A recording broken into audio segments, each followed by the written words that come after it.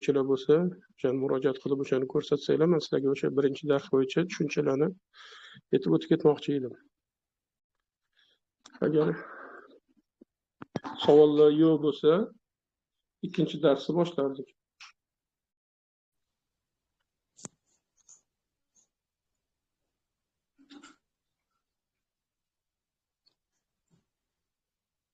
Agar salomingiz bilan dars boshlandi. O'shanga kechagi murojaatim bo'yicha e'tibor berganman. O'sha birinchi dars masalasida kimda qanaqa o'sha mani dars bo'yicha nima tayyorgarlik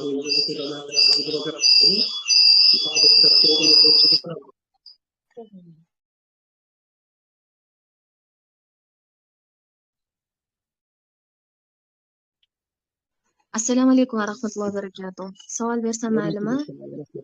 Bemalol. Men yangi qo'shildim-da, yuqoridagi darslar menga ko'rinmayotdi. Bugun qo'shildim. Xo'p. Qanaqa qilib endi birinchi darsni men anaqa qilsam bo'ladi? Sizdan yo boshqatdan o'tib bera olmaysizmi yoki tayyor video, audiolar bormi? O'sha dars yozib qoldirilganmi webinar yoki? Uni jo'natamiz. Bugun o'zi kechanaqaga tashalgan, o'sha mana shu gruppaga tashalgan, gruppadagilar o'shani olib olishgan. Birinchi darsi, videosini ham, rasmlarini ham. O'shani bugun Shahnoza bilan agar gaplashgan bo'lsangiz, o'sha boyagi birinchi darsdagi hamma taalluqli narsalarni sizga jo'natib yuboradilar. Xo'p, bo'ladi. Rahmat kattakon. Alloh rozi bo'lsin. Rahmat, sizdan rozi bo'lsin. Kechagi dars bo'yicha savollar yo'qmi? O'sha men aytgan narsalarni hech kim bajarmadimi? Bo'lmasam, mana hozir ikkinchi darsni boshlaymiz. Yana ham o'sha kechagi masalalarni keyingi davomi hisoblanadi. Mana buni yana ham rasmlarini tashab qo'yamiz. Mana bu yerda o'sha tanani qaysi qismi, o'sha qo'lni qaysi qismiga taalluqliligini mana ko'rsatilgan.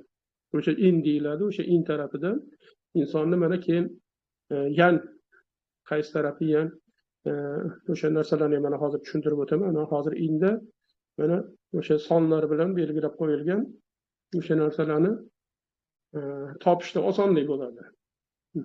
Mana o'sha narsaga e'tibor bersanglar, mana qaysi qismi qaysiga taalluqliligini mana osonlik bilan mana shu yerda ko'rsatilgan. Shunga qulpdan o'zinglar yana ham fikringlarni yana ham jam qilib o'sha narsalarni butun umr davomida shu narsalarni yodlab olsanglar, osonlik bilan xohlagan kasalni aniqlab o'sha nuqtalarni topishda qiynalmaysizlar. Inshaalloh.